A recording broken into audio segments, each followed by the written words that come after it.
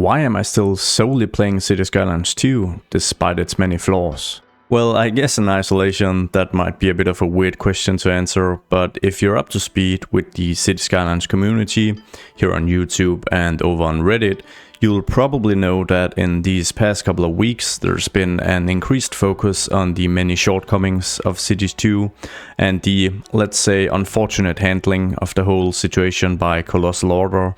And that as a result of this, many players and content creators are starting to boot up Cities 1 again. As a result of this development, I am starting to get more and more questions on whether I would be jumping back into Cities 1, or in some cases people downright insisting I do so. So I'll be trying to answer that, as well as some more general comments on the state of the game in this video. Now, there's been a steady stream of Cities 2 criticism ever since its release, also by major content creators, so this idea that they are now suddenly going from hyping the game to criticizing it that I've seen thrown around is simply not true. And I think that the reason the criticism is intensifying is that during the first many weeks post-release, the frequent patches gave some hope that despite a bad launch, the game would quickly improve during the first couple of months. Mod and custom asset support would arrive, deeply rooted simulation issues would be fixed, more content would be added, and so on and so forth. However, this hasn't really been the case. Official communication seems to have deteriorated a bit, with a few quite unfortunate statements. And the fact that the entire roadmap seems delayed suggests that the developers were more behind schedule than previously assumed. And the game, at least in its current vanilla form, is starting to feel a bit stale, most clearly exemplified by the Steam charts numbers. And I think the decision to ditch the Steam workshop is really starting to look like one that has backfired. So where am I in all of this?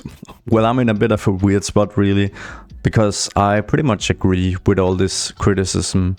And if you watch my content, you will know that I continuously share my thoughts on what I like and what I dislike throughout my ordinary episodes here on YouTube. So I guess what has ultimately kept the game interesting to me is the introduction of mods and the use of developer mode in pretty much all my builds. Adding in these elements on top of some much improved mechanics, such as the network building and assets quality, two things which I really disliked in Cities 1, has ultimately just kept me entertained thus far.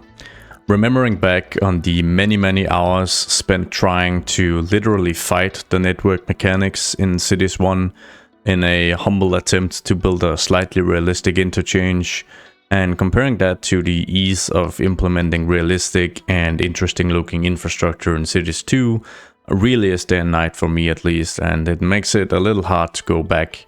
Additionally, I'm fortunate enough to have a PC that runs the game quite well despite its performance issues, and even just having 30 FPS and a game that looks pretty nice feels like a breath of fresh air, as I'd gotten used to 15 FPS in my heavily modded Cities 1, which of course was heavily modded to make it look nice. Now, I am disappointed that I already feel this reliance on mods, especially through an unofficial platform that might or might not cause me issues when I have to transition to Paradox mods. It would all have just been much easier through the Steam workshop. But I come from playing Cities 1 with around 100 mods and maybe 10,000 assets, the game so modded that I never had to worry or care about the simulation aspects at all. So having to rely on a handful of mods to really enjoy Cities 2 might just feel less annoying or invasive for me than most other players. Because the mods in combination with the developer mode unlocks just enough creative potential and possibilities for me to still find it interesting, and to still feel that there are a lot of exciting builds that I would like to try my hands on. That's not to say that that is going to continue forever and that I won't boot up Cities Skylines 1 sometime in the future, because I am starting to feel a bit restricted by the asset availability, and it is getting increasingly difficult to make one city stand out from the next.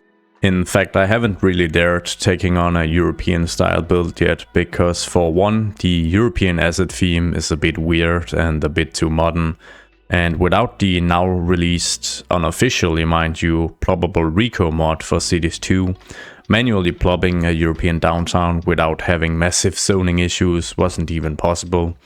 So I can only imagine that if you can't or simply don't want to implement a bunch of mods to make Cities 2 more interesting or even playable as far as the simulation goes, the game will rather quickly start to feel limiting and restrictive, at least compared to Cities 1 with all its DLCs and possibilities.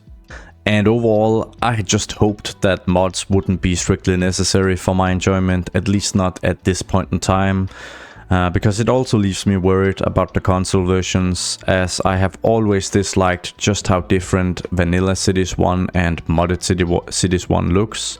In fact, one of the things I was most hyped about with Cities 2 was how it would really elevate the console experience and hopefully make the gap between vanilla and modded much smaller, and I don't even own a console.